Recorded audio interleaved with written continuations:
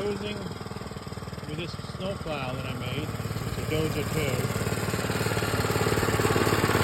And also, I leave it hooked up to here just because I leave it hooked up here for stability, and I can back it around at will. So anyways, I gotta do some more dozing here, but I had to move this stuff out from underneath them trees. We're gonna be using this out around some plants and stuff. So okay, so these little outriggers work really good. So that was another win.